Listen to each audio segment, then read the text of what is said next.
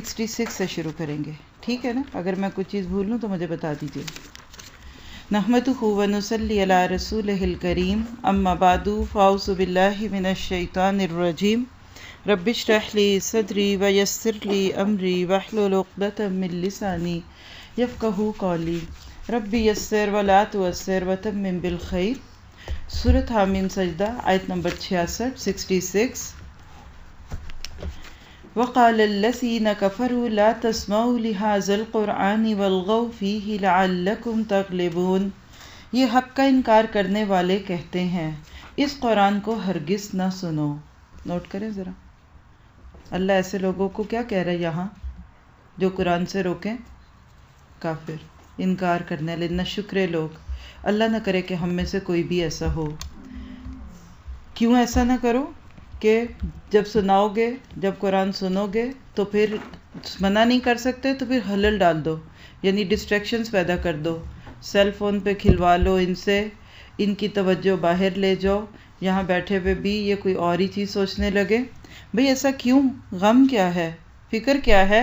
لعلکم تغلبون، شاید کہ اسی طرح تم غالب آ جاؤ۔ کیا ایسی کوشش میں وہ کامیاب ہے؟ نہیں۔ فَلَنُذِيقَنَّ الَّذِينَ كَفَرُوا عَذَابًا شَدِيدًا، ان کافروں کو ہم سخت عذاب کا مزہ چکھا کر رہیں گے، اور جو بدترین حرکات یہ کرتے رہتے ہیں اس کا ہم پورا پورا بدلہ ان کو دیں گے، ان کا پورا پورا بدلہ ان کو دیں گے۔ وہ دوزخ ہے جو اللہ کے دشمنوں کو بدلے میں ملے گی، اسی میں ہمیشہ ہمیشہ کے لیے ان کا گھر ہوگا۔ یہ ہے سزا اس جرم کی کہ وہ ہماری آیتوں کا انکار کرتے رہے۔ وہاں یہ کافر کہیں گے ربنا ارنا الذین اضلانا، ربنا ارنا الذین، یہ نوٹ کیجئے گا، یہ لفظ جو ہے یہ اکثر غلط ہو جاتا ہے کیونکہ یہ قرآن میں واحد مقام ہے کہ الذین کی جگہ الذین آیا ہے۔ وہاں یہ کافر کہیں گے ہمارے رب ذرا ہم کو دکھا، بیٹا کھڑکی بند کر دیں، آوازیں آ رہی ہیں۔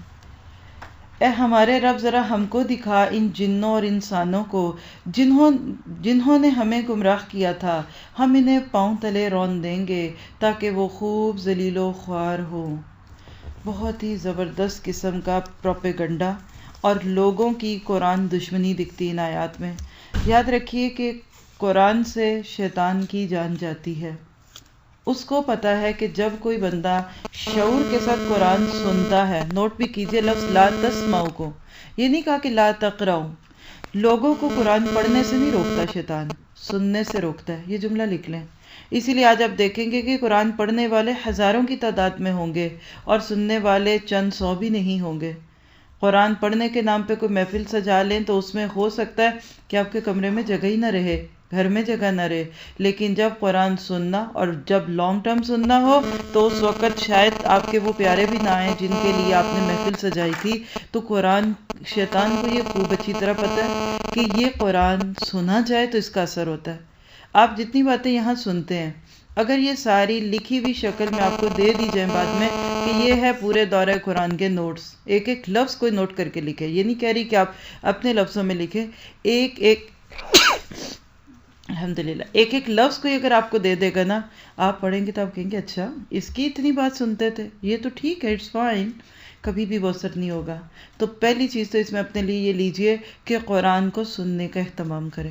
آج ہماری امت کا مزاج سننے کا نہیں رہا، اور قرآن کا مزاج ہے ہی سننے والا۔ اس کی سب سے بڑی دلیل تو یہ ہے کہ وہی سنا کر دی گئی، لکھ کر نہیں دی گئی، اور وہ کیفیت جو محمد رسول اللہ صلی اللہ علیہ وسلم کی وحی کے نزول کے موقع پہ تھی، وہ اس کی بہت بڑی دلیل ہے کہ آپ اپنے آپ کو اس وقت کتنا زیادہ ایموشنل فیل کر رہے تھے اور آپ کانپ رہے تھے۔ حضرت خدیجہ کی روایت سے آتا ہے کہ وہ یعنی آپ حضرت عائشہ کہتی ہیں، یعنی یہ ساری روایت چونکہ بعد میں ملی ہیں تو خلاصہ کہے کہ آپ جب گئے تو حضرت خدیجہ کہتی ہیں کہ آپ کانپ رہے تھے کیونکہ اتنی بڑی چیز تھی۔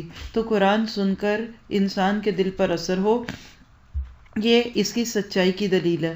دوسری بات یہ کہ شیطان جو ہے وہ پہلے تو سننے نہیں دیتا، سن لو تو ماننے نہیں دیتا، ماننے لگ جاؤ تو اس پہ جمنے نہیں دیتا، جمنے لگو تو لوگوں کے بیچ میں اس کے اظہار سے روک لیتا ہے، ایسے شخص کے لیے اللہ سبحانہ تعالیٰ یہاں ایک میسج دیتے ہیں، اور وہ کیا ہے کہ اگر آج تم نے اس قرآن پہ کچھ وقت لگا لیا، کچھ اس کو پڑھ لیا، کچھ سن لیا، کل قیامت کے دن اللہ تعالیٰ انسان کو فرمائیں گے اقرا ورقا، پڑھتا جا، چڑھتا جا، اور تیری منزل وہ ہوگی جہاں تک تو آخر تک پہنچے گا۔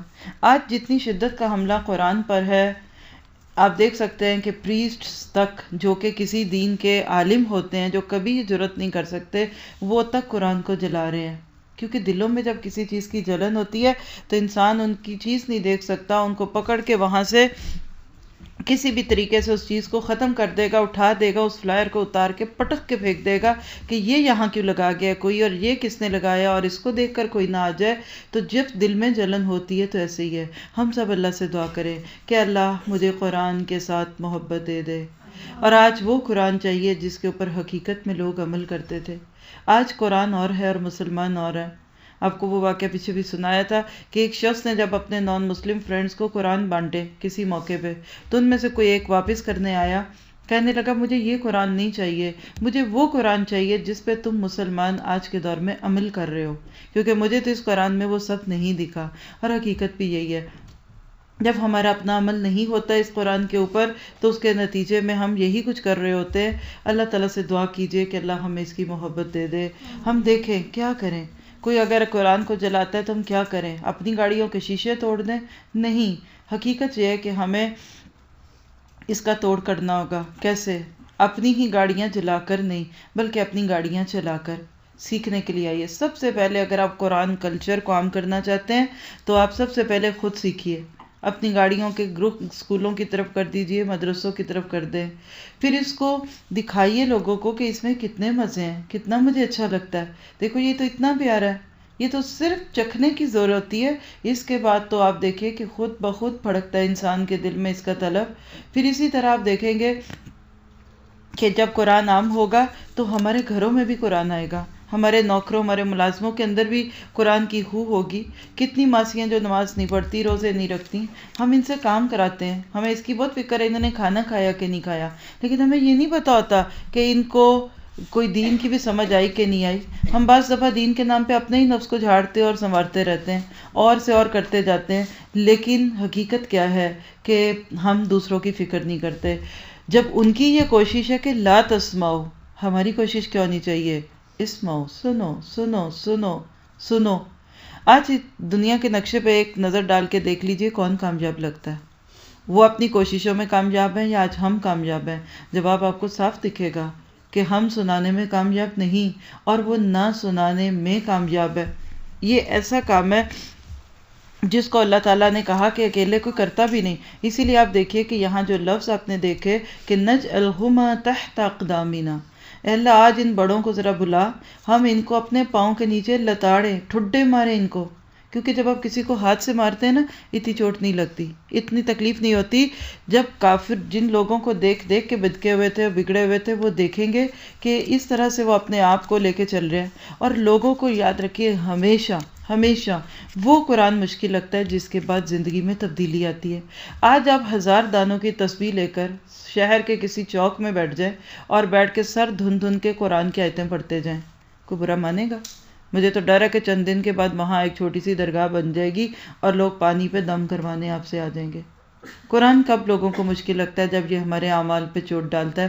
اسی لیے اگلی آیات میں اللہ تعالیٰ استقامت فی الدین کی بات کرتے ہیں کہ جو لوگ ایسے حالات میں کہ جب لوگوں کو دین اچھا نہیں لگتا تھا، وہ وقت جب کہ لوگ حقیقت میں دنیا پہ مال بہا رہے تھے، یہ اس وقت دین پہ اپنا مال بہا رہے تھے۔ جب لوگ دنیا کو پانے کے لیے پسینہ بہاتے تھے، یہ اپنا پسینہ بہا رہے تھے اللہ کے دین کو پروموٹ کرنے کے لیے۔ ایسے لوگوں کو پھر اللہ تعالیٰ ایک خوبصورت ٹائٹل دیتا ہے، اور وہ کیا؟ ان الذین قالوا ربنا اللہ ثم استقاموا تتنزل علیہم الملائکہ، بے شک وہ لوگ جنہوں نے کہا کہ ہمارا رب اللہ ہے اور پھر اس پر ثابت قدم رہے، یقیناً ان پر فرشتے نازل ہوتے ہیں اور وہ ان سے کہتے ہیں نہ ڈرو اور نہ غم کرو اور خوش ہو جاؤ اس جنت کی بشارت سے جس کا تم سے وعدہ کیا گیا. ہم اس دنیا کی زندگی میں بھی تمہارے ساتھی ہیں اور آخرت میں بھی. وہاں جو کچھ تم چاہو گے تم کو ملے گا اور ہر چیز جس کی تم تمنا کرو گے وہ تمہاری ہوگی. یہ ہے سامان ضیافت اس ہستی کی طرف سے جو غفور الرحیم ہے. لیکن کس کو ملے گا؟ جس نے دنیا میں اللہ کے دین کو اپنے لیے سب کچھ سمجھا ہوا تھا. کتنی خوبصورت باتیں ہیں، اتنی پیاری آیات ہے. اس پہ تھوڑی سی بات کرنے کی ضرورت ہے کہ کس طرح اللہ سبحانہ تعالیٰ ہمیں رغبت دلاتے ہیں کہ لوگوں اس دنیا کی چند چیزوں کے پیچھے پڑ کر ہمیشہ والی آخرت کو نہ چھوڑو. یہاں سب سے پہلے بات ہوئی کہ ہمارا رب اللہ ہے. اس کو آپ کہہ لیجئے لا الہ الا اللہ کلمہ پڑھنے کے لیے. ہم نے کلمہ پڑھ لیا، اس کے بعد کیا ہوا؟ استقامت کیا ہے؟ کلمے کے عملی تقاضے نبھاؤ. اور جمع کا صیغہ نوٹ کیجئے گا، اگر آپ نوٹ اردو میں دیکھیں تم سب کرو. کیا پتہ چلا کہ دین پر عمل کرنا، پڑے ہوئے پر عمل کرنا یہ اکیلے نہیں ہوگا. اس کے لیے ماحول بنانا پڑے گا. ہمارے ارد گرد کے معاشرے، ہماری سوسائٹیز، ہماری حکومتیں، ہمارے ادارے جب دین والے ہوتے ہیں تو اس دین پر عمل کرنا بہت زیادہ آسان ہوتا ہے. بتا دیا استقامت رکھو، کیا کرو؟ حق کا حق ادا کرو، آزمائشوں پہ جم جاؤ. تمہیں یقین ہو جائے کہ یہ کتنا پیارا دین ہے، سچ کو سچ مان لیا ہے، اب اس کو منواؤ. دوسروں کو دیکھو، پکے لوگ، ٹھکے ہوئے لوگ، دنیا کا نقصان ہوتا ہے اٹھا لو، بے عزتی ہوتی ہے برداشت کر لو، لیکن دین کا نقصان نہ کرو، دین کی اسلام کی بے عزتی نہ کراؤ. رسمیں چھوڑ دو، سنتوں کو اپنا لو، اللہ کے نبی صلی اللہ علیہ وسلم کا لائف سٹائل کما لو. آپ دیکھیے کہ جب یہ کام اکیلے ہوتا ہے نا تو انسان تھک جاتا ہے، لیکن جب دوسرے کے ساتھ مل کے کرتا ہے نا سہارا آتا ہے. آپ کہیں ڈری ڈری بیٹھی تھی دبکی سی، آپ کہتی یہاں تو میں الون ہوں، پتہ نہیں کیا، اتنے میں کوئی اور آپ ہی کی اسکول کی دوست آتی ہیں اور وہ بھی اسی پارٹی میں آ رہی ہیں، پھر آپ ایک ایک دو ہو گئی، دو نہیں 11 ہو گئی. آپ کہتی آؤ ہم ادھر بیٹھتے ہیں باتیں کرتے ہیں. آہستہ آہستہ آپ کے اندر جرأت آتی ہے، ایک گرنے لگتا ہے تو دوسرا تھام لیتا ہے. کبھی گھر والوں سے کوئی چوٹ پڑ گئی، دوست کے گلے لگے رو لیا. کبھی اپنے گناہ انسان کو یاد آئے، دوسرے کے ساتھ بیٹھ کے تھوڑی کنورسیشن کی، معافی مانگی. اچھی صحبت بہت قیمتی ہے استقامت فی الدین کے لیے. آپ دیکھیے کہ ہر گناہ کے بھی کچھ نہ کچھ زہریلے اثرات ہوتے ہیں، ٹاکسکس ہوتے ہیں، اور اچھی صحبت ڈی ٹاکسیسائز کرتی ہے. آپ جتنا زیادہ اپنے گناہوں کو جلدی چھوڑنا چاہتے ہیں اتنی اچھی دوستی میں چلے جائیں، کیونکہ جو ہل رہے ہوتے ہیں نا وہ واپس آ جاتے ہیں ہماری تھوڑی سی تسلیوں سے. ہم سب کو بھی اس میں ایک پیغام ہے کہ اپنے دوستوں کو پکڑو، مت ان کو چھوڑ دو، مت حقارت کے ساتھ اور رعونت کے ساتھ ان کو دیکھو. اچھے دوست اچھے مشورے دے رہے ہوتے ہیں، وہ یہ نہیں کہتے ریٹریٹ کر لو، کوئی بات نہیں، اٹس اوکے، جو بھی کرنا ہے وہ کر لو، ٹھیک ہے، دس اینڈ دیٹ. جب تک اللہ کے راستے کی مشکلات نہیں سہیں گے کیا قدر آئے گی؟ دیکھیے اس دنیا میں انسان کا سفر کہاں سے شروع ہوتا ہے؟ ڈلیوری پین سے شروع ہوتا ہے. کبھی ماں سے تو پوچھے ذرا اس وقت جو دوسرے لوگ اس کو کہہ رہے ہوتے ہیں، یہ نہیں کہتے ہائے پین ہو رہا ہے چھوڑ دو. پھر مائیں بھی کہتی ہیں، جو پاس ڈاکٹرز ہیں وہ بھی کہتی ہیں اور پین لو اور پین لو اور پین لو. اگر عورت کوشش نہ کرے اور پین چھوڑ دے تو بچہ ڈیلیور نہیں ہوگا. اس درد پہ سب خوش ہو رہے ہیں کیونکہ اس کے بعد ایک زندگی ہے. تو اللہ کے دین کے راستے کے تقاضوں پہ اگر کوئی غم آ جائے، کوئی مشکل آ جائے تو اس وقت خوش کیوں نہیں ہوتے؟ اللہ کہتے ہیں ایسے لوگ جو ایک دوسرے کو دعوت دیتے ہیں کل فرشتے ان کے دوست بن جائیں گے. اللہ تخافوا ولا تحزنوا وابشروا بالجنۃ التي كنتم توعدون. مجھے تو ایسا لگتا ہے کہ وہی کام جو دنیا میں اچھے دوست کرتے ہیں نا، وہی کام بعد میں فرشتے کرنے لگتے ہیں. شاباش، گو ہیڈ، ٹیک اے اسٹینڈ، کوئی بات نہیں. آپ کہتے نہیں اب میری تو بس جان بس ہو گئی، ختم. نہیں نہیں نہیں نہیں، لا یکلف اللہ نفسا الا وسعها. تم کر لو گی، نو پرابلم، سٹارٹ کرو، شروع کرو، یہ کرو. ابھارتے تم میں پوٹینشیل ہے، تم کر جاؤ گی، تمہیں پتہ بھی نہیں چلے گا. پھر آپ دیکھیے وہ جم جاتے ہیں. ایک ساتھی نے کہا کہ جس دن دورہ قرآن شروع ہوا تو میرا گمان بھی نہیں تھا کہ میں پورا کروں گی. میری دوستوں نے کہا، اور ان کو کسی دوست نے اپنے گھر انٹرو سیشن میں بلایا ہوا تھا، تو انہوں نے کہا کہ مجھے انہوں نے وہاں بلایا تھا، میں یہ سوچ کے چلی گئی تھی ٹھیک ہے. پھر اس دن کا درس سن کے میرے دل میں موٹیویشن آئی، تو مجھے یہ تو یقین تھا کہ میں پورا مہینہ نہیں آؤں گی، لیکن میں چلے کوشش کرتی ہوں. اور اس دن رو رہی تھی اور بتا رہی تھی کہ میں نے پورا کیا. اور جاب سے شاید جا کے آ کے کہاں کچھ کرا کے وہ سنتی ہیں اور پورا جو ممکن حد تک. تو میں نے انہیں پھر یہی کہا، میں نے کہا کہ جس طرح آپ کو یہ اس 1 مہینے کے کورس کے لیے لگ رہا تھا نا، میں آپ کو یقین دلاتی ہوں کہ آپ سبل السلام کو بھی اس طرح ہی شروع کر لیں. چلے شروع تو کروں، پھر کیا، چھوڑ دوں گی، کیا ہوا؟ دیکھیے کوشش کر کے آپ چھوڑتے تو اگلے کو منہ تو دکھاتے ہیں نا، دیکھیں میں نے ٹکٹ خریدا تھا لیکن آ نہیں سکی، میں گھر سے نکلی تھی ٹریفک میں اسٹک ہو گئی، اگلے کو بھی سمجھ آتی ہے۔ بلائے کوئی آپ کو دعوت میں، بیٹھے ہیں آپ گھر پہ، کوئی وجہ نہیں، کوئی عذر نہیں، اور اس کو کہہ دے میں آ نہیں سکتی نا، میں آ نہیں سکتی نا، بڑا دور ہے تمہارا گھر، بڑی دیر لگے گی، تو کہے گی اس کے اندر تمہیں آنا نہیں۔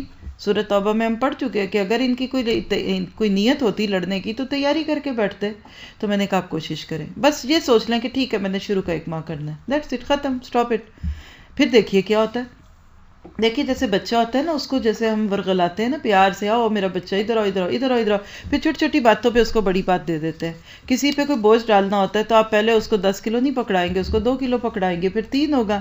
نیکی کے رستوں کو شیطان اتنا مشکل کر دیتا ہے، اور ساری زندگی مشکلات میں ہم رہتے ہیں، اسکول جانا مشکل، کالج جانا مشکل، جاب کرنا مشکل، گھر چلانا مشکل۔ شیطان کبھی نہیں کہتا جاب نہ کرو، کبھی نہیں کہتا پڑھو نہیں، کبھی نہیں کہتا شادی نہیں کرو، جب دین کی بات آتی ہے پریشان کرتا ہے۔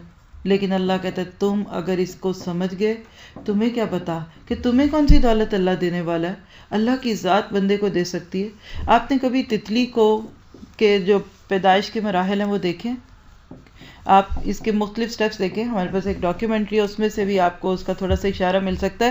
اس کے باہر ایک سانچا سا ہوتا ہے، کیکون کہتے ہیں اس کو، اس کے اندر سے اس کا بچہ جب نکلتا ہے نا، بہت تکلیف دہ مرحلہ ہوتا ہے، بالکل آخری فارم جب پیوپا تتلی میں بدلتا ہے نا، تو وہ اس کے اندر اتنی تنگ سی جگہ ہوتی ہے اور اس سے نکلتا ہے، اور انسانیت کا آغاز ہوتا ہی ایسے ہے۔ بہرحال اب کیا ہوا کہ ایک شخص تھا، وہ دیکھ رہا تھا یہ منظر، اور اس کو اس بچے پہ، اس پیوپا پہ بڑا رحم آیا کہ ہائے یہ بیچارہ نکل نہیں رہا، میں کیا کروں کیا کروں۔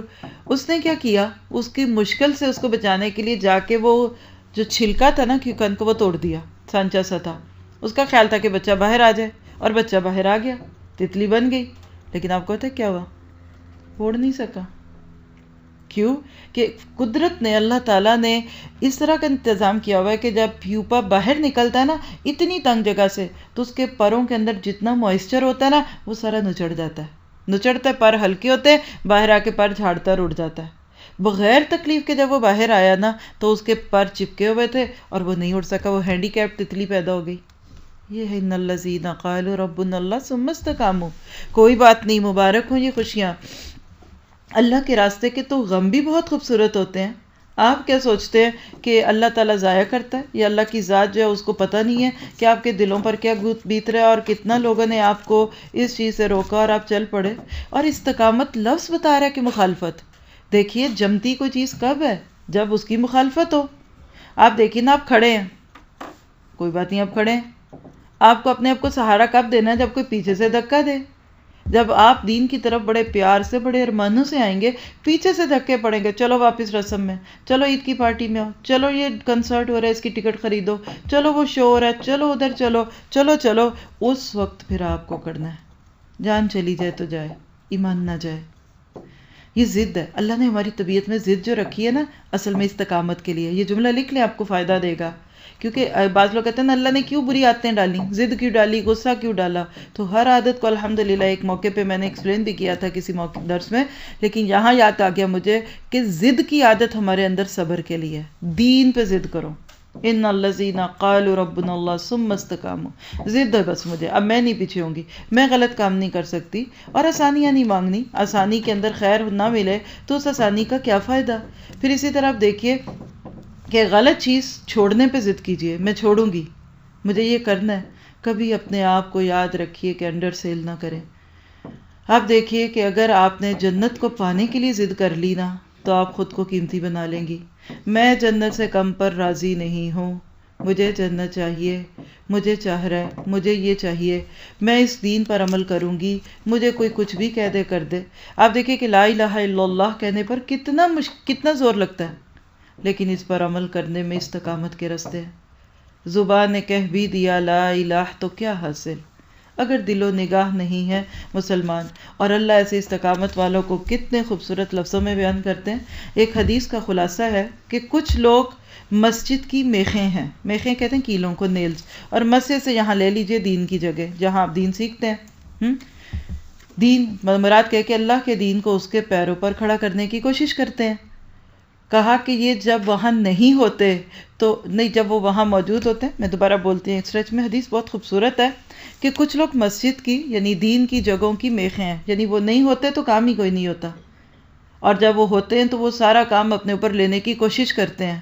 جب وہ وہاں موجود ہوتے ہیں تو فرشتے ان کے ہم نشین ہو جاتے ہیں. لوگ کہتے ہیں پتہ نہیں اتنا کام کیسے کر لیتے ہیں، اصل میں وہ فرشتے کرا رہے ہوتے ہیں. اگر کبھی غائب ہوں تو فرشتے ان کو تلاش کرتے ہوئے ان کے گھروں تک پہنچ جاتے ہیں، اور اگر وہ بیمار ہوں تو فرشتے ان کی عیادت کرتے ہیں، ان کی جا کے ٹیک کیئر کرتے ہیں، اور اگر وہ کسی کام میں مصروف ہو تو اس کی مدد کرتے ہیں. ذرا سوچیے نا، تتنزل علیہم الملائکہ، مت سوچیے کہ صرف جبرائیل علیہ السلام نبی صلی اللہ علیہ وسلم پہ ہی آتے تھے اور انبیاء پہ بھی آتے تھے.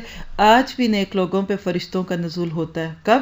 یہ جو سکون آپ کو ملتا ہے، جو آپ کے دل کی حالت ہوتی ہے قرآن کی کلاس میں، یہ فرشتے آ کے تھپکیاں دے رہے ہوتے ہیں. حدیث میں آتا ہے کہ لیلۃ القدر میں فرشتے آتے ہیں.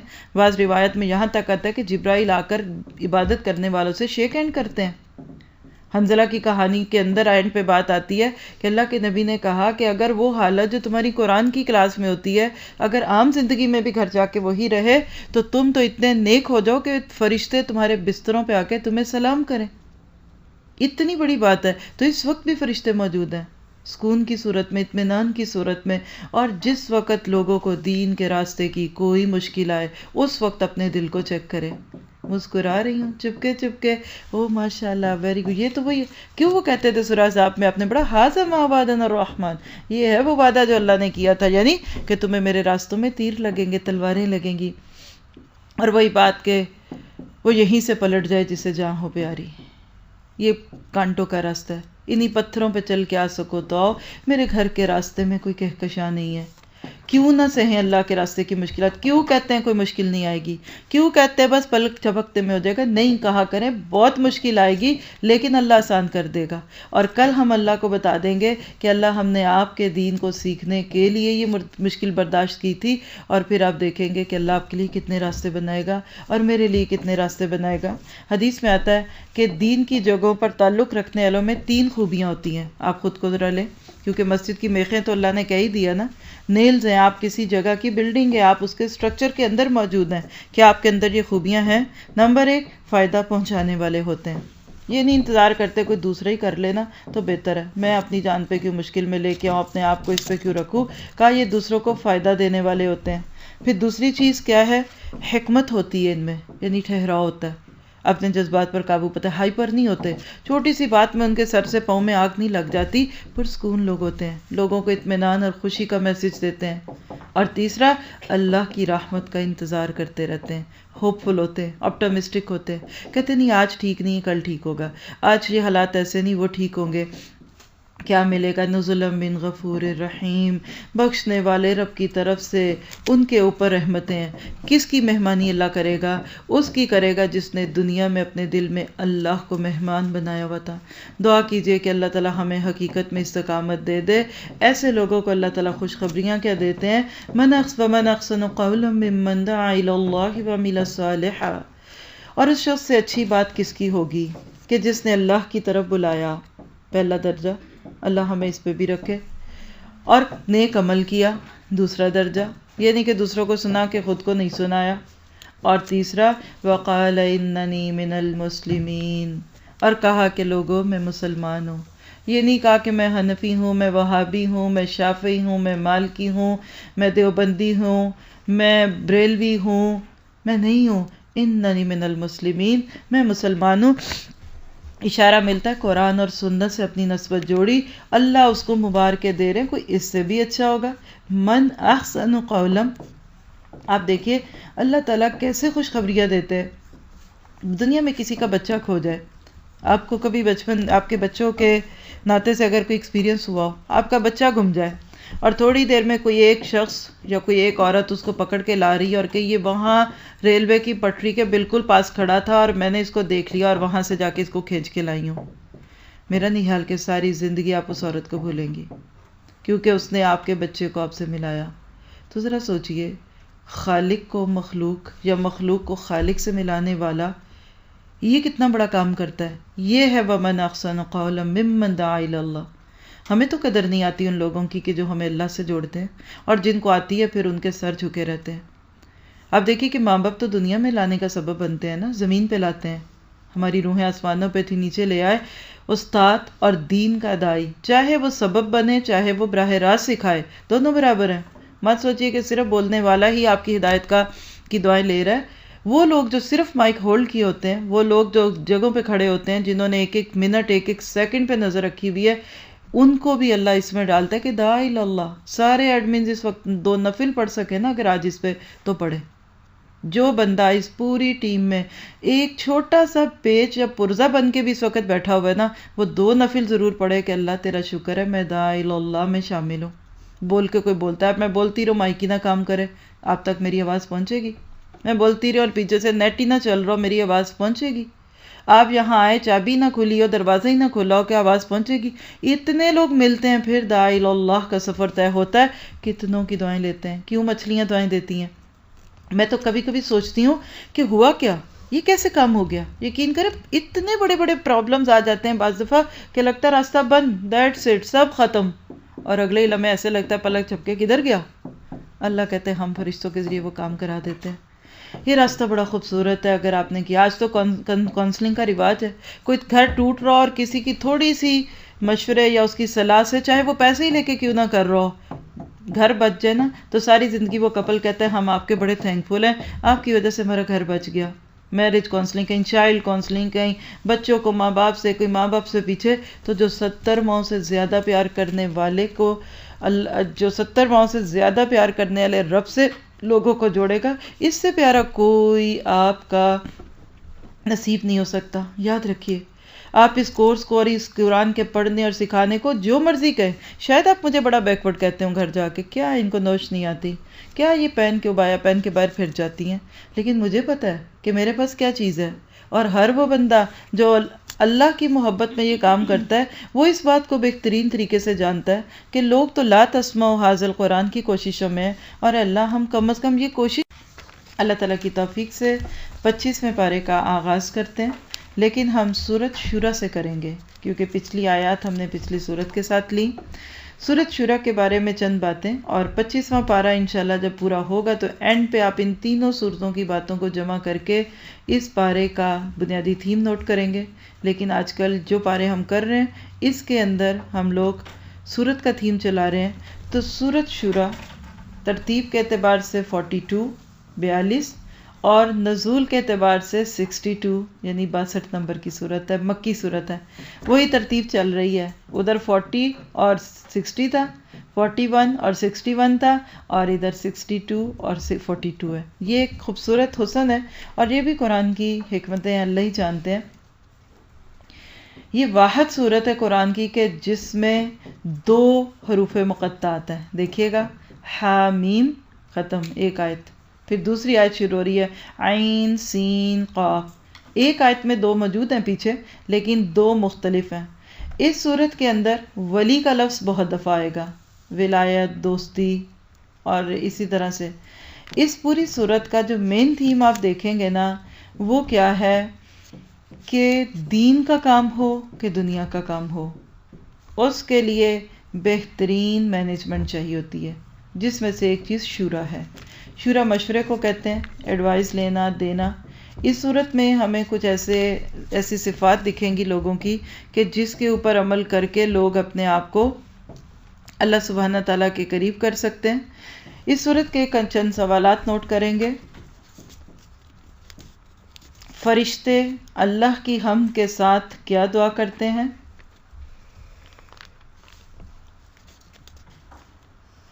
اللہ کی تو مثال جیسی بھی کوئی چیز نہیں، اس سے کیا مراد ہے؟ خواہشات کے پیچھے لگنے والوں کا کیا حشر ہوتا ہے؟ جو دنیا چاہتا ہے اللہ اس کو کیا دنیا دے دیتے ہیں؟ کیا آخرت چاہنے والے کو دنیا بالکل نہیں ملتی؟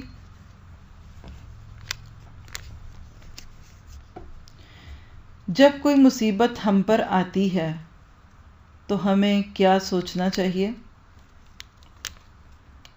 وہ کون سی صفات ہیں جو کامیاب گروہ میں جو کسی گروہ کی کامیابی کی دلیل ہے،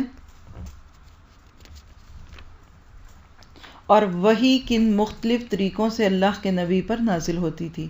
یہ بھی سورت کی ایک بہت ہی زیادہ خوبصورت چیز ہے کہ جو بھی ممکن طریقے تھے وحی کے آنے کے، وہ سب آپ کو اس کے اندر ملتے ہیں۔ آئیے سورت شروع کرتے ہیں اور اللہ تعالیٰ سے مدد مانگتے ہیں کہ وہ ہمیں اس کا بہترین فائدہ لینے والا بنا دے۔ آسان صورت ہے، مشکل نہیں ہے، اس لیے شروع میں ہم گو تھرو کریں گے۔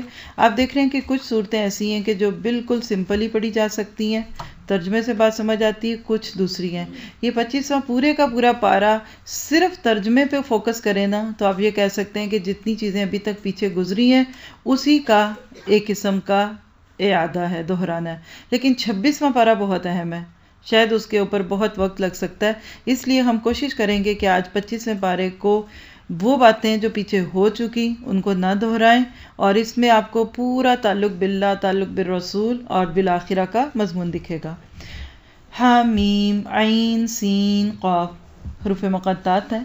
کذالک یوحی الیک والی الذین من قبلک اللہ العزیز الحکیم، اسی طرح اللہ غالب حکیم تمہاری طرف اور تم سے پہلے گزرے ہوئے رسولوں کی طرح وحی کرتا ہے۔ ایک چیز شروع میں بھول گئی تو نوٹ کر لیں کہ اس پوری صورت کے تھیم میں وحی بھی ہے، یعنی کام کرنے کا تو ایک انداز دے دیا، لیکن وحی کی روشنی میں یہاں ہمیں بہت ساری گائیڈ لائن ملے گی، اور لفظ وحی بہت دفعہ آئے گا اس کے اندر، آپ انشاءاللہ نوٹ کریں گے۔ شروع میں ہی آپ دیکھ رہے ہیں کہ اسی طرح اللہ غالب اور حکیم تمہاری طرف اور تم سے پہلے گزرے ہوئے رسولوں کی طرح وحی کرتا رہا۔ آسمان و زمین میں جو کچھ بھی ہے سب اسی کا ہے، اور وہ برتر ہے اور عظیم ہے۔ قریب ہے کہ آسمان اوپر سے پھٹ پڑے۔ کیوں پھٹ پڑے؟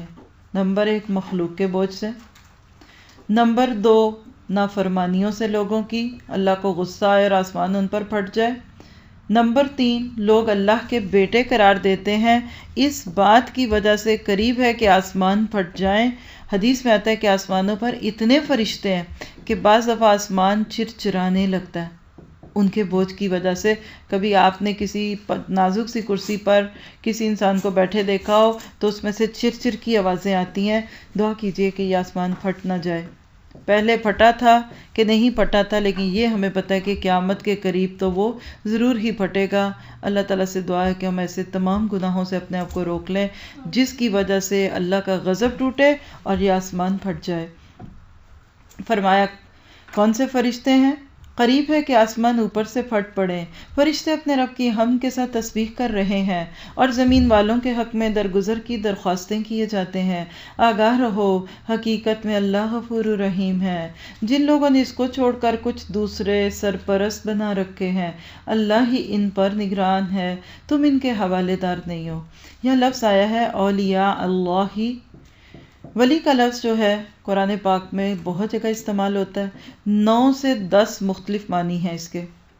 کہیں وارث کا معنی ہے، کہیں قربت کا معنی ہے، رہنما، محافظ، تکلیفوں سے نجات دینے والا، ضروریات پوری کرنے والا، دوست، رول ماڈل اور اسی طرح کی چیزیں ہیں۔ اللہ بتا رہے ہیں کہ جو اللہ کے دوست بن جاتے ہیں پھر وہ کبھی بھی شرک نہیں کرتے، اس لیے کوشش کرنی چاہیے کہ انسان ان کے اوپر بہت زیادہ غور کرے۔ خاص طور پہ آپ دیکھیے کہ ولی کا جو لفظ آتا ہے اس میں وہ شخص آتا ہے جس پر ایک انسان اعتماد کرتا ہے، اور اللہ تعالیٰ کا یہ فیصلہ ہے کہ آپ جس پر نظریں لگائیں گے نا اللہ آپ کو اسی کے ہاتھوں میں ڈال دے گا۔ سمپل سی بات ہے، اس لیے کبھی بھی اللہ کو چھوڑ کر کسی انسان کے اوپر نظریں نہ لگائیں، ورنہ ہو سکتا ہے کہ اللہ آپ کو کہے کہ اب ادھر جاؤ اور ان سے ہی پوچھو۔ دوستی کی جا سکتی ہے دوسروں سے، نیک لوگوں کی عزت کی جا سکتی ہے، ان کی بخشش کی دعا کی جا سکتی ہے، لیکن ان سے کچھ مانگا نہیں جا سکتا، کیونکہ وہ تو خود اس وقت ہماری مدد کے ضرورت مند ہے۔ اللہ تعالیٰ سے دعا ہے کہ ہم اپنے عقیدوں کو بہتر کر سکیں۔ فرمایا وَكَذَلِكَ أَوْحَيْنَا إِلَيْكَ قُرْآنًا عَرَبِيًّا، ہاں اسی طرح اے نبی یہ قرآن عربی یہ قرآن عربی تمہاری طرف وحی کیا ہے تاکہ تم بستیوں کے شہر یعنی مکہ اور اس کے گرد و پیش والوں کو آگاہ کر سکو اور جمع ہونے کے دن سے ڈراؤ جس کے آنے میں کوئی شک نہیں ہے۔ ایک گروہ کو جنت میں جانا ہے اور دوسرے گروہ کو دوزخ میں جانا ہے، دیٹس اٹ، بس کوئی تیسرا راستہ نہیں ہے۔ اللہ اپنے نبی کو کہہ رہا ہے ڈراؤ، لِتُنذِرَ تُنذِرَ تُنذِرَ۔ آج لوگ کہتے ہیں مت ڈراؤ مت ڈراؤ مت ڈراؤ، تم نے تو ہماری جان ہی نکال دی ہے ڈرا ڈرا کے۔ آپ اس آیت کو ہائی لائٹ کریں، 2 بار اس میں لفظ انذار آ رہا ہے۔ انبیاء کی دعوت کا نقطۂ آغاز ہی انذار سے ہوا تھا۔ پیچھے آپ پڑھ چکے ہیں انبیاء کی دعوت کے سلسلوں میں کتنی دفعہ پڑھ چکے ہیں کہ نبیوں نے لوگوں کو پہلے آ کے جھوٹی تسلیاں نہیں دیں، وارن کیا، آگاہ کیا۔ آپ دیکھیے لیکن یہ ہمیشہ نہیں رہے گا۔ جب ہم نیا نیا قرآن پڑھتے ہیں نا، جیسے آپ میں سے کچھ ساتھی فرسٹ ٹائم دورہ قرآن کر رہے ہیں، ان کو بہت ڈر گئے، ان کو سب غلط لگے گا، میں یہ بھی نہیں تھی ٹھیک، میں یہ بھی نہیں ٹھیک تھی، یہ بھی غلط، وہ بھی غلط، اچھا یہ بھی چھوڑنا ہے، یہ بھی چھوڑنا ہے، یہ بھی نہیں، یہ نہیں، یہ نہیں، یہ نہیں، یہ نہیں، یہ نہیں۔ اس لیے بہت رونا آتا ہے۔ پہلا قرآن پڑھ کے جو لوگ روتے ہیں، میں رش کرتی ہوں ان کے اوپر کہ بعد والے تو کیوں ٹکر ٹکر دیکھ رہے ہوتے ہیں، وہ دوسروں کو دیکھتے ہیں۔ ایک اور فرق ہوتا ہے، پہلی بار جو قرآن پڑھتا ہے نا وہ خود کو دیکھتا ہے، دوسری بار پڑھنے والا پھر دوسروں کو دیکھنا شروع ہوتا ہے۔ ہاں وہ میری ماں، اس کے گھر ایسے ہی ہے، میری وہ خالہ، توبہ توبہ، سارے گناہ لگتا ہے ان کا ہی ہے۔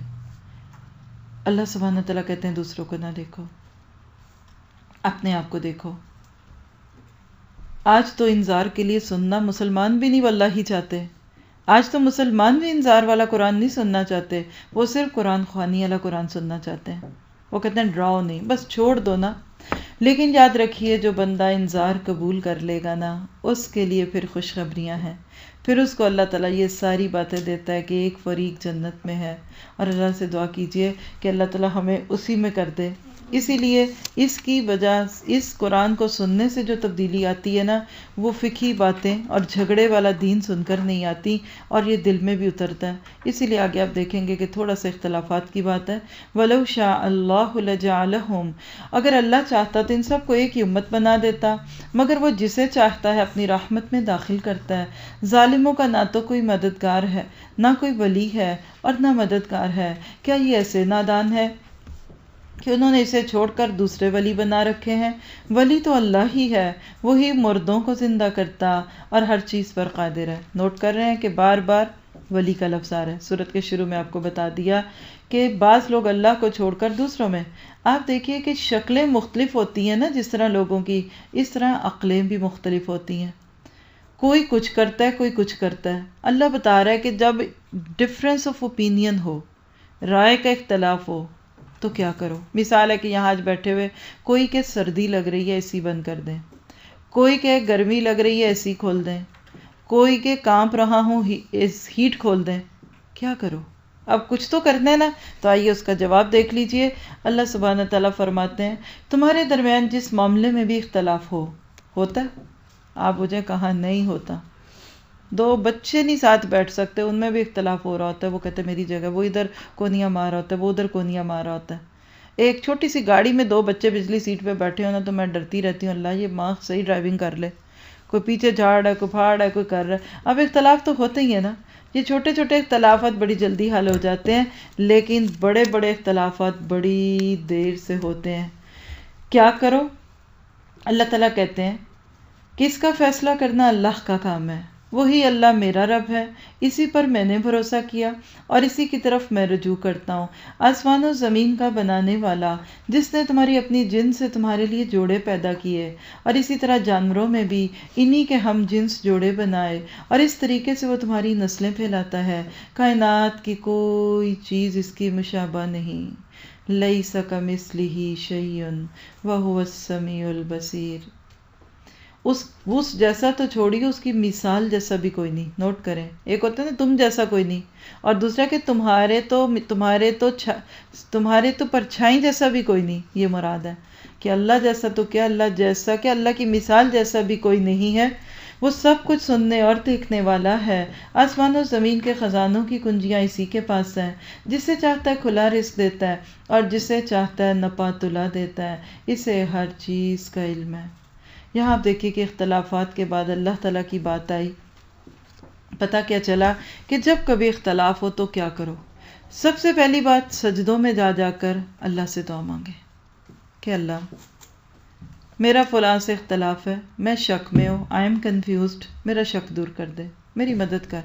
کل تک تو باپ دادا کے نام پہ کیا کچھ کرتی تھی، قرآن پڑھ کے تو شک پیدا ہو گیا، یا یہ قرآن نہیں ٹھیک پڑھا رہے، نہیں قرآن تو ٹھیک ہے، پڑھانے والی ٹھیک نہیں ہے، یا پھر میرے باپ دادا بولے تھے اللہ میں کیا کروں، فوراً سجدے میں جائیں، 2 نفل پڑھیں، استخارہ کر لیں، حالانکہ نیکی کے کام میں سارے کی ضرورت نہیں ہوتی، لیکن کر لیں کہ اللہ میں تیری طرف آنا چاہتی ہوں، مجھے ضائع نہ کر، مجھے ویسٹ نہ کر۔ اب دیکھیں سارے اختلافات دور ہو جائیں گے، دودھ کا دودھ پانی کا پانی ہو جائے گا۔ دوسری چیز یہ ہے کہ اختلافات کا حل کیا ہے، علم حاصل کریں۔ جتنا علم حاصل کریں گے نا اتنا شک دور ہوگا۔ لوگوں نے پوری عمریں لگا دی، ہم 3-4 سال نہیں لگا سکتے، 3-4 مہینے نہیں لگا سکتے، کوشش کیجئے۔ پھر اسی طرح آپ دیکھیے کہ جب دنیاوی معاملات میں اختلاف آئے، مثلا گھر میں شوہر سے اختلاف ہے، ساس سے اختلاف ہے، اس وقت کیا کرنا چاہیے؟ اپنی غلطی کو مان لیں، خود کو اوور ایسٹیمیٹ نہ کریں، چیک کریں کہ اس وقت کس کا قصور ہے۔ میں زیادہ اونچی بولی تھی کہ شوہر اونچی بولے؟ بولنا ہی نہیں چاہیے کبھی اس طرح اونچی، لیکن بولی ہوں تو کیوں بولی ہوں، دلیل کس کی مضبوط ہے؟ ذرا لگے نہیں لگتا میں غصے میں آ گئی تھی، فوراً جا کے سوری کر لیں۔ یہی ہر رشتے میں ہوگا، آپ دیکھیں گے کہ بات برک ہو جائے گی۔ اختلاف ہونا اور چیز ہے اور مختلف ہونا اور چیز ہے۔ لوگ مختلف ہیں، اختلاف ایک خاص حد تک ٹھیک ہے، لیکن جب وہ مخالفت میں بدل جاتا ہے نا تو ناقابل برداشت ہے۔ کبھی بھی مخالفت والا ماحول نہ بنائے اپنے گھروں کا اور نہ اپنے تعلیمی اداروں کا۔ خیالات کے ٹکراؤ سے تو آپ دیکھیے کہ نئے خیالات جنم دیتے ہیں۔ میں آپ کو اپنا ویک پوائنٹ بتا دیتی ہوں کہ جب تک سارے ساتھی بیٹھ کے کسی مسئلے کو ڈسکس نہیں کرتے، میرے ذہن میں وہ آئیڈیاز ہی نہیں آتے۔ کوئی کام کرنا ہوتا ہے، میٹنگ ہے، بیٹھیے، یہ کریں کیا، چھوٹے سے چھوٹا کام، افطاری کیسی کریں، آئیں بیٹھے بات کرتے ہیں، کورس میں کیا ہو، آئیں بیٹھے۔ اور جب سب بولتے ہیں، یقین کیجئے کئی ایڈمنز اس چیز کے گواہ ہوں گے ساتھی، یہ دورہ قرآن کا جو ہم نے تھیم لینا تھا، جھوٹ نہ بولے اللہ بلوائے، کم از کم 3-4 تو بڑی میٹنگ صرف اس پہ ہوئی تھی ہماری، کیا تھیم ہو، کیسے کریں، کیا ہو، اسائنمنٹس کیسے بنے پڑھ، کیونکہ ون مین شو کچھ نہیں ہوتا، آپ خود نمایاں ہو جائیں گے لیکن لوگوں کو دوسروں کی خیر سے محروم کر دیں گے۔ ابھی بھی آپ دیکھیے جتنا میٹیریل ماشاءاللہ آپ لوگوں کو مل رہا ہے اس دورہ قرآن کے اندر، کتنے لوگوں کی کوششیں، کوئی اردو کی چیزیں بناتا ہے، کوئی انگلش کی بناتا ہے، کوئی پاور پوائنٹ بنا رہا ہے، کوئی سوالات ٹائپ کر رہا ہے، کوئی ریکارڈ کر رہا ہے، کوئی اس کو سیو کر رہا ہے، کوئی اپلوڈ کر رہا ہے، کوئی ویب پہ لا رہا ہے۔ خوبصورتی مل گئی نا آپ کو، یہ سب کچھ کیسے ملا؟ سب کی اختلافی خوبیوں کو کام میں لانے سے۔ بس یہ نوٹ کر لیں، اختلافی خوبیوں کو قبول کریں۔ جو کام میں نہیں کر سکتی نا اس پہ محنت نہ کریں۔ کچھ لوگ ساری زندگی وہ کام کرتے رہتے ہیں جو ان کے کرنے کا ہے کوئی نہیں، چونکہ کچھ دوسروں کو وہ کام کرتا دیکھتے ہیں نا تو امپریس ہوتے ہیں، کہتے ہیں کریں، ساری زندگی بھی آپ کر لیں گے، آپ وہ کام اچھا نہیں کر سکتے۔ عقل مندی کے ریکگنائز یور سیلف، پہلے سوچو میری کیا خوبی ہے، میں کمپیوٹرز میں اچھی ہوں، لیٹ اٹ گو، چلو میں کمپیوٹر میں سکلز پیدا کر کے میں دعا اللہ میں کام ڈال رہی ہوں حصہ، مجھے نہیں پڑھانا آتا کوئی بات نہیں، میں لوگوں کو مینجمنٹ میں ہیلپ کر دیتی ہوں، میں بول نہیں سکتی میں سنوا دیتی ہوں، اور میں اور کچھ نہیں کر سکتی، صرف مجھے بولنا آ رہا ہے تو میں بول کے سنا دیتی ہوں۔ جب اس طرح سے کمبینیشن بنتے ہیں نا تو یاد رکھیے کہ پھر انسانیت کو فائدہ ہوتا ہے۔ اسی لیے آگے اب اللہ تعالیٰ انبیاء کرام کے طریقے کی بات، لیکن اس سے بھٹکنے والی باتوں کی بات کرتے ہیں۔ شرع لکم من الدین ما وصی بہ نوحا والذی اوحینا الیک، اس نے تمہارے لیے دین کا وہی طریقہ مقرر کیا جس کا حکم اس نے نوح کو دیا تھا، اور جسے محمد صلی اللہ علیہ وسلم اب تمہاری طرف ہم نے وحی کے ذریعے سے بھیجا ہے، اور جس کی ہدایت ہم ابراہیم اور موسیٰ اور عیسیٰ کو دے چکے، تاکہ اس تاکید کے ساتھ کہ قائم کرو اس دین کو اور اس میں متفرق نہ ہو۔ اس صورت میں دین کے قیام کی بھی بات اکثر آئے گی، یعنی شریعت یا دین کا قیام، اس کو بھی وہیں نوٹ کر دیجئے، اس میں متفرق نہ ہو جاؤ۔ یہی بات ان مشرکین کو سخت ناگوار ہوئی جس کی طرف اے محمد صلی اللہ علیہ وسلم تم انہیں دعوت دے رہے ہو۔ اللہ جسے چاہتا ہے اپنا کر لیتا ہے، اللہ ہمیں اپنا کر لے۔ بننا چاہتے ہیں؟ کچھ تو دعا مانگتے ہوئے ڈرتے ہیں، کہتے نہیں پھر میں نقابی ہو جاؤں گی۔ لوگ فوراً اللہ کا بننے کا مطلب کیا لیتے ہیں، اس کی شلوار ٹخنوں سے اونچی ہو جائے گی، اس کے منہ پہ نقاب آ جائے گا، نہیں تو اپنا بنا لے، دل کھل جائے گا، آپ کا دل خوش ہو جائے گا، اور اپنی طرف آنے کا راستہ اسی کو دکھاتا ہے جو اس کی طرف رجوع کرے۔ ہائی لائٹ کریے ذرا اس کو، کتنی خوبصورت آیت ہے۔ آپ دیکھیے کہ آپ کیا ہر ایک کو اپنے گھر کا راستہ دے دیتے ہیں؟ کیا آپ سیل فون اپنا ہر ایک کو دیتے ہیں؟ میں تو نہیں دیتی، نہ مجھے یاد بھی نہیں ہوتا، سچی جو بات ہے۔ بہت خاص لوگوں کو آپ دیتے ہیں نا، کیونکہ آپ کے اس وقت ہی بڑا مختصر سا ہے۔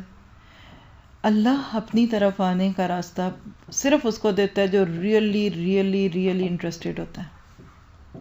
اگر آپ انٹرسٹڈ ہیں، اللہ آپ کو کوڈ دے دے گا اپنے گھر کا، اور آپ انٹرسٹڈ نہیں ہیں نا تو اللہ کہے گا تم بھاگو، مجھے نہیں دینا تمہیں۔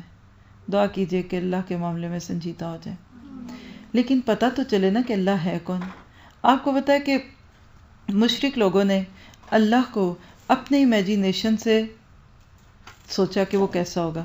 کسی نے ایک بت کو بنا کر کہا یہ اللہ، کسی نے ستارے کی شکل بنا کے خدا بنا لیا، کسی نے ہنومان بنا لیا، کسی نے کوئی اور، کسی نے کوئی اور۔ اگر آپ دیکھنا چاہتے ہیں نا کہ اللہ کیسا ہے تو کس سے پوچھیں گے؟ اسی سے پوچھیں گے نا۔ تو توحید جس کی یہاں دعوت ہے نا، وہ کیا ہے کہ اللہ کو ایک مانو اور اللہ کو ایسا مانو جیسا اس نے ماننے کا حکم دیا ہے، پھر بات سمجھ آئے گی۔ اور جو اس سے دور ہوتا ہے تو وَمَا تَفَرَّقُوا إِلَّا مِن بَعْدِ مَا جَاءَهُمُ الْعِلْمُ بَغْيًا بَيْنَهُمْ۔ لوگوں میں جو بھی تفرقہ رونما ہوا وہ اس کے بعد ہوا کہ ان کے پاس علم آ چکا تھا۔ یہ نوٹ کریں، جب تک علم نہیں ہوتا سب ایک ہوتے ہیں، جب علم آتا ہے تو پھر اختلافات شروع ہو جاتے ہیں، کبھی ایک وجہ کبھی دوسری وجہ۔ اور اس وجہ سے ہوا کہ وہ آپس میں ایک دوسرے پر زیادتی کرنا چاہتے تھے، یہ بھی دوسری بہت بڑی وجہ ہے۔ ہمارے سے نہ کوئی آگے نکل جائے، یہ گروہ ہم سے آگے چلا گیا تو پھر تو پتہ نہیں ہمارا ہی ختم ہوگا، ان کے پاس لوگ چلے گئے تو ہمارے پاس نہیں آئیں گے۔ آپ دیکھیے کہ اللہ تعالیٰ یہاں ہمیں ایک مینر بھی سکھاتا ہے کہ دیکھو تم ایسا نہ کرو۔ اگر تیرا رب پہلے ہی یہ فرمان نہ ہو چکا ہوتا، اگر تیرا رب پہلے سے یہ فرمان نہ چکا ہوتا کیا کہ ایک وقت مقرر تک فیصلہ ملتوی رکھا جائے گا تو ان کا قضیہ کب کا چکا دیا گیا ہوتا، تو ان کا قصہ کب تک ختم کر دیا گیا ہوتا۔ اور حقیقت ہے کہ اگلوں کے بعد جو لوگ کتاب کے وارث بنائے گئے وہ اس کی طرف سے بہت بڑے اضطراب والے شک میں پڑے ہوئے ہیں، چونکہ یہ حالت پیدا ہو چکی ہے۔ اس لیے محمد صلی اللہ علیہ وسلم تم اسی دین کی دعوت دو جس طرح تم کو حکم دیا گیا، اور اس پر مضبوطی سے قائم ہو جاؤ، اور ان لوگوں کی خواہشات کا اتباع نہ کرو، اور ان سے کہہ دو کہ اللہ نے جو کتاب بھی نازل کی ہے اس پر ایمان لایا میں، مجھے حکم دیا گیا کہ میں تمہارے درمیان انصاف کروں، اللہ ہی ہمارا رب بھی ہے اور تمہارا رب بھی، ہمارے اعمال ہمارے لیے، تمہارے اعمال تمہارے لیے، ہمارے اور تمہارے درمیان کوئی جھگڑا نہیں، اللہ ایک روز ہم سب کو جمع کرے گا اور اسی کی طرف سب کو جانا ہے۔ ان چند آیات میں بہت خوبصورت طریقے سے اختلافات کو حل کرنا دکھایا گیا۔ پہلی بات سمجھ لیجئے کہ اختلاف ہوتا کب ہے، بہت اہم بات ہے جو آپ کو فائدہ دے گی۔ ایک بہت بڑی وجہ اختلاف کی کیا ہوتی ہے، یا شک کی جو لوگوں کو دین میں آتا ہے۔ شک سے ایسے سوچے نا کہ کوئی کہتا ہے یہ جائز ہے، کوئی کہتا ہے جائز نہیں، کوئی کہتا ہے یہ تو ساری نیکی ہے، دوسرا کہتا ہے یہ بدعت ہے۔ یہ سمجھ گئے نا مسئلہ؟ یعنی لوگ دین کے بارے میں شک میں کب آتے ہیں؟ نمبر ایک، جب کچھ لوگ دین کو بہت بہت ڈائلیوٹ کر کے پیش کرتے ہیں۔ چونکہ ویسٹ میں رہتے ہو تو سود جائز ہے، چونکہ تم مجبور ہو تو یہ کھا سکتے ہو، چونکہ تم یہ ہو تو پھر نمازیں اکٹھی کر کے پڑھ لو۔ اب جب یہ باتیں دین کے نام پہ پیش ہوتی ہیں تو جب سچا سیدھا دین لوگ سنتے ہیں تو وہ کہتے ہیں، کچھ مولوی کہتے ہیں جائز ہے، کچھ کہتے ہیں حرام۔ یہ پہلی وجہ ہے۔ اس کا حل کیا ہے؟ وَاعْتَصِمُوا بِحَبْلِ اللَّهِ جَمِيعًا وَلَا تَفَرَّقُوا، قرآن اور سنت کے قریب رہیں۔ قرآن ٹائم باؤنڈ نہیں تھا کہ 1400 سال کے بعد اب یہ ویلڈ نہ رہا۔ دوسری بہت بڑی وجہ جو شک کی ہوتی ہے نا، وہ ہے دینداروں کی آپس میں لڑائیاں۔ خوب لڑتے ہیں، کیچڑ اچھالتے ہیں۔ پہلے تو جا کے کہیں کوئی بات کرتے تھے، پھر مائکرو فون نے آسانیاں کر دیں اور پھر ٹی وی ریڈیو پہ آ کے ایک دوسرے کے خلاف بیان دیتے تھے۔ اب کیا کرتے ہیں؟ نیٹ پہ باتیں کرتے ہیں۔ اگر آپ دین سے تعلق کوئی رکھتے ہیں بالفرض کسی بھی لیول کا، آپ کو کسی دوسرے دیندار سے کوئی اختلاف محسوس ہوا، کوئی مسئلہ اس نے بتایا آپ کو ٹھیک نہیں لگا، کوئی بات، بیسٹ اس کا سلیوشن کیا ہے؟ ٹائم لیجئے، اپوائنٹمنٹ بنائیں، آئیے، پوری 7 لسٹ لے کے آئیے کہ آپ کے اس بیان میں مجھے یہ بات ہے. آئیے ذرا اس کو دیکھ لیں. اگر تو آپ خود علم والے ہیں نا تو قرآن سنت کھول لیں گے وہ دونوں اور دیکھ لیں گے کس کے دلائل اچھے ہیں، پھر اینڈ پہ شیک ہینڈ کر کے گلے ملیں کہ آج آپ کی وجہ سے میرا دل کھل گیا، میں تو کل تک اسی چیز میں تھا کہ یہ کر بھی لو ٹھیک ہے، نہ بھی کرو ٹھیک ہے. یہ ہے best solution. Communication is the best policy. اس کے علاوہ اگر آپ دنیا کو دکھاتے ہیں نا اور گالیاں دے دے کے دوسرے مولوی صاحب کا نام لیتے ہیں کہ یہ فلاں، یقین کریں آپ صرف چند لفظ گوگل میں ٹائپ کر کے دیکھیں نا، آپ کو یوٹیوب کے وہ لنک دکھیں گے کہ جس میں اللہ کی پناہ، اللہ کی پناہ. اگر آپ کسی اسپیکر کا نام لکھ کے دیکھ لیں تو آپ دیکھیں جہاں آپ کو اس کے بیانات آئیں گے نا وہاں اس کے خلاف لوگ جو باتیں کرتے ہیں وہ بھی آئیں گی. پھر انسان سوچ میں پڑ جاتا ہے کہ یہ کیسا دین ہے. آپ ساری دنیا کو ان کے نام لے کے سنا اور ان تک بات کوئی کرے نہ کرے. اللہ کے نبی نے کبھی ابو جہل کو جا کے پوری دنیا میں بدنام نہیں کیا تھا جہاں تک آپ جا سکتے نہیں. یہ سلیوشن ہے. اور آخری بات جس سے کہ آپ سمجھ لیں کہ یہاں ہم سب اپنے لیے ایک رہنمائی لے سکتے ہیں وہ کیا ہے؟ وَاسْتَقِمْ كَمَا أُمِرْتَ. اس کو ہائی لائٹ کر لیں. اے نبی آپ جم جائیے.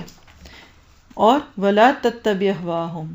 یہاں بتایا جا رہا ہے کہ دین والے چونکہ لیڈرز ہوتے ہیں تو ان کو اپنے دین پر جمنا ہے، استقامت رکھنی ہے. جتنی دین کے بارے میں نیگیٹو ہوا چلے، لوگ مشکل میں ہیں عمل نہیں کرتے، آپ اتنا دین پر اور جم جائیں اور خواہش پرست نہ ہو. جب دیندار خواہش پرست ہو جاتے ہیں نا، وہی کام ان کا بھی دل چاہ رہا ہوتا ہے جو دوسرے کر رہے ہیں. دوسرے لوگ تو ان کو اس کاموں کو گناہ سمجھ کے کر لیتے ہیں نا، بھئی ہیں ہی ہم گناہ گار، ہم نے تو آگ میں جانا ہے، چلو کر لیتے ہیں یہ کام. دیندار اس کام کو پھر نیکی بنا کے کرنا چاہتے ہیں، اس کے لیے دین کو پھر چینج کرتے ہیں. جائز ہے کیونکہ ہمارا اپنا جو گھر ہے تو اب ہم کیسے کہہ دیں کہ نہیں لے سکتے، ہاں نہیں یہاں رہتے ہو تو گھر لے لو سود پہ. اس طرح کی باتیں ہوتی ہیں. یہاں اللہ تعالیٰ نے پیغام دیا کہ اگر آپ کو ایسے لیڈر مل جائیں نا کہیں، کوئی آٹے میں نمک کے ہی برابر رہ جائیں گے اب تو قیامت کے قریب، تو اس کو پکڑ لیں. کیونکہ مشکل حالات میں زیادہ مضبوطی سے پکڑنے کی ضرورت ہوتی ہے نہ کہ کمپرومائز کرنے کی. حدیث میں آتا ہے کہ بنی اسرائیل کے علماء میں سب سے پہلی خرابی یہی آئی تھی کہ وہ لوگوں کو منع کرتے تھے حرام چیزوں سے، غلط چیزوں سے. جب لوگ ان کی بات نہ مانتے تو اگلے دن انہی کے ساتھ ہم پیالہ اور ہم نوالا بن کر وہی کام کرنے لگ جاتے. آج کے دور کا بہت بڑا ایشو ہے. میں آپ کو ایک مثال دیتی ہوں کہ ایک کشتی چل رہی تھی سمندر میں، دریا میں. اب آپ دیکھیے کہ نارمل حالات میں وہ کشتی تھی، طوفان آ جائے تو ملاح کو کیا اس کے اندر زیادہ محنت کرنے کی ضرورت ہوگی پکڑنے کی، اس چپو کو، اس کو کنٹرول کرنے کی، کہ عام دنوں میں جہاز میں بیٹھے ہوئے پائلٹ جو ہے وہ آپ کا جہاز چلا رہا ہے، خدا نہ خواستہ ایئر گیپس ہو جائیں تو اس وقت پائلٹ کو اسٹیئرنگ کو زیادہ پکڑنا پڑے گا نا. گاڑی چلا رہے تھے، سیدھی گاڑی چل رہی ہے ٹھیک ہے، روڈ ٹیڑھی ہے، ٹوٹی ہوئی ہے، پہاڑی علاقے زیادہ مضبوطی ہے نا. آپ ذرا سوچیں کوئی اوپر چڑھ رہا تھا اور ہاتھ میں ایک رسی آ گئی، چلتا گیا لیکن جب وہ مشکل میں پڑے تو اس رسی کو مضبوطی سے پکڑے گا کہ چھوڑے گا. اور یاد رکھیے یہ بھی آپ جملہ اپنے لیے نوٹ کرنا چاہیں تو کریں، انشاءاللہ آپ کو اس سے فائدہ ہوگا کہ ڈھیلا پکڑنے والا بالآخر چھوڑ دیتا ہے. ایسے آپ سوچیں نا، ذرا امیجنیشن میں لائیں. رسی پکڑی ہوئی تھی، پیار سے یوں نوک سے ٹیشو پیپر کی طرح پکڑی، ایک جھٹکا آئے گا چھوڑ کے چلا جائے گا. کبھی آپ کسی ہال میں کلاس لے رہے ہو، ابھی آگے ہی دیکھیے گا شاید اس کی ضرورت پڑ جائے آخری دن پہ، تو کیا ہوگا؟ تھوڑی دیر بعد پھر آواز آتی ہے مینجمنٹ والوں سے، اگلے لوگ ذرا اور آگے ہو جائیں اور آ جائیں. رش ہوگا نا، پھر آگے جائیں گے. تھوڑا اگلے تنگ ہو جاتے ہیں نا تو پچھلوں کے لیے گنجائش بنتی ہے. اسی طرح اگر لیڈرز کو یہاں کے دیندار، علماء، مبلغین، دوسروں کے دل پہ راج کرنے والے تھوڑی سی قربانی دیں، آج خواہشوں پہ قابو پائیں. سب کر رہے ہیں، میں بھی کر سکتا ہوں یہ کام اگر کسی حد تک جائز ہے، لیکن میں نہیں کروں گا کیونکہ لوگ مجھے دیکھ رہے ہیں. اس سے آپ دیکھیں گے کہ دوسرے جمیں گے. جب دین والے دین کو ڈائلیوٹ کر دیتے ہیں نا تو پھر اللہ کی بنا. اور یہ بھی ذہن میں رکھیے گا کہ رسول صرف دین سکھانے نہیں آتے، صرف بیٹھ کے درس نہیں دیتے تھے، سنانے والے نہیں ہوتے تھے، وہ حق پر جمنے والے ہوتے تھے. دعا کیجئے کہ اللہ ہمیں اگر آج دین کے لیے چنے تو کبھی بھی اس دین کو لوگوں کی مرضی کا بنا کر نہ پیش کریں بلکہ اللہ کی مرضی کا بنانے کی کوشش کریں. والذین یحاجون فی اللہ من بعد ما استجیب لہ حجتہم. اللہ کی دعوت پر لبیک کہے جانے کے بعد جو لوگ لبیک کہنے والوں سے اللہ کے معاملے میں جھگڑتے ہیں، ان کی حجت بازی ان کے رب کے نزدیک باطل ہے، ان پر ان کا غضب ہے اور ان کے لیے سخت عذاب ہے۔ وہ اللہ ہی ہے جس نے حق کے ساتھ یہ کتاب اور میزان نازل کی، اور تمہیں کیا خبر شاید کہ فیصلے کی گھڑی قریب آ لگی ہو۔ جو لوگ اس کے آنے پر ایمان نہیں رکھتے وہ تو اس کے لیے جلدی مچاتے ہیں، یعنی جس نے امتحان کوئی نہیں دینا وہی بار بار پوچھ رہے امتحان کب ہوگا، تاکہ ذرا میں دیکھوں کہ لوگوں کی کیا درگت بنتی ہے۔ یہ بھی عجیب و غریب بات ہے۔ مومن ڈرتا ہے، کار کر کے بھی ڈرتا ہے کہ ٹھیک کیا کہ نہیں، اور کافر مذاق کرتا ہے بتاؤ بھائی کب قیامت آ رہی ہے، اور وہ 2012 میں آنی ہے کہ اس میں آنی ہے۔ مگر جو لوگ اس پر ایمان رکھتے ہیں وہ تو اس سے ڈر جاتے ہیں اور جانتے ہیں کہ یقیناً وہ آنے والی ہے۔ آپ ہیومن نیچر دیکھ لیں، آپ کبھی کسی کام کی تیاری شروع کر لیں، آخری وقت تک لگتا ہے صحیح تیاری نہیں ہوئی، اور اگر کوئی کام بغیر تیاری کے کریں آپ کہتے ہیں دیکھیں گے کیا ہوگا۔ یہی ایٹیچیوڈ ان لوگوں کا ہے جو آخرت کے لیے تیاری نہیں کرتے۔ خوب سن لو، جو لوگ اس گھڑی کے آنے میں شک ڈالنے والی بحثیں کرتے ہیں وہ گمراہی میں بہت دور نکل گئے۔ اللہ لطیف بعبادہ یرزق من یشاء وہو القوی العزیز۔ اللہ اپنے بندوں پر بہت مہربان ہے، جسے جو کچھ چاہتا ہے دیتا ہے، وہ بڑی قوت والا اور زبردست ہے۔ جو کوئی آخرت کی کھیتی چاہتا ہے اس کی کھیتی کو ہم بڑھاتے ہیں، اور جو دنیا کی کھیتی چاہتا ہے اسے دنیا ہی میں ہم دیتے ہیں، مگر آخرت میں اس کا کوئی حصہ نہیں۔ ہائی لائٹ کیجیے آیت تدبر ہے اس صورت کی۔ ایک حدیث نے بھی اس کو بہت زیادہ کلیریفائی کر دیا۔ اللہ کے نبی نے فرمایا الدنیا مزرع الآخرہ، دنیا آخرت کی کھیتی ہے، جو یہاں بیج ڈالیں گے کل وہی اگے گا۔ ذرا تھوڑا سا امیجینیشن میں لائیے، ایک مائنڈ میپ بنا کے دیکھیں، اس کے اوپر پریزنٹیشن بہت خوبصورت بنتی ہے۔ میرے ذہن میں اس کے اوپر ایک پریزنٹیشن آتی ہے، شاید کوئی اس آئیڈیا سے فائدہ لے کر بنا لے کہ جیسے ایک کھیت ہے، آپ سوچئے 2 پیس آف لینڈ ہے کسی کے پاس، ایک وہ ہے جس میں آپ صرف دنیا کی چیزیں گرو کرتے ہیں، سیڈز ڈال لیں اس میں، دنیا میں چیزیں جو ملتی ہیں، دولت، مال، حسن، جو بھی ہم اس دنیا کے کام کر رہے ہیں نا، یہ ساری کی ساری چیزیں اس میں آپ ڈال لیں۔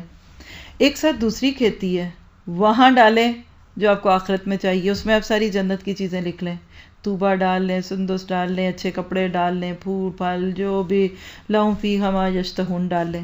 پھر اس کے بعد نیچے سٹیپس لکھیں، دنیا کی یہ چیزیں اگانے کے لیے کیا کرنا پڑتا ہے، کیا رویے چاہیے۔ مثال ہے کہ آپ کو کیریئر لکھا آپ نے ایک پودے کے اوپر، تو کیریئر کے لیے کتنی کو بھاگ دوڑ ہے آپ کی، 5 10 15 20 سال پڑھ لیں گے، ختم۔ اولاد چاہیے، شادی ہے، اس کے سٹیپس لکھیں، اور اسی کے برعکس پھر آپ ذرا آخرت کی کھیتی کے نیچے لکھیں۔ یقین کریں اگر یہ مائنڈ میپ بن گیا نا تو کئیوں کا فائدہ ہو جائے گا۔ ہم سب اس کی خوبصورت سی پکچر بنا کے لگا لیں اپنے گھروں میں، خود سے پوچھ لیں کون سی کھیتی چاہیے، کہاں محنت کر رہی ہوں۔ کبھی آپ نے کسی کسان کو دوسرے کے کھیت میں محنت کرتے دیکھا؟ آپ اپنا گھر بنانے کی بجائے غلطی سے دوسرے کا گھر بنا دیں گے، تو کیا آج ہم یہ نہیں کر رہے؟ آج ہماری ساری کوششیں اس دنیا کے گھر بنانے کے جو میرے نہیں ہیں۔ مثال ہے بچوں کا، تو بچے کب تک رہیں گے؟ آپ کہتے نہیں مثال ہے یہ سب میرے شوہر کا ہے، کب تک؟ آپ کا اپنا گھر کہاں ہے؟ ویئر ڈو یو لیو؟ آپ کہاں رہیں گی؟ آپ نے اپنے لیے کیا کیا؟ میں نے اکثر دیکھا ہے کہ عورتوں کے مزاج میں بہت قربانی ہوتی ہے، ٹو مچ سیکریفائزنگ ہوتی ہیں، خود نہیں کھاتی بچوں کو کھلاتی رہتی ہیں، میاں کو کھلاتی رہتی ہیں، ان کے لیے پکاتی رہتی ہیں، خود اچھے کپڑے نہ بھی پہنے کوئی بات نہیں، گھر والوں کے کپڑے استری کر کر کے دیتی رہتی ہیں۔ یہ ایک فطرت کی بات ہے۔ آج اس پہ ہم نے جو غور کرنا ہے نا وہ کیا ہے، لکھے مرنے کے بعد میں کہاں رہوں گی، کیا میرا کوئی ٹھکانہ بنا؟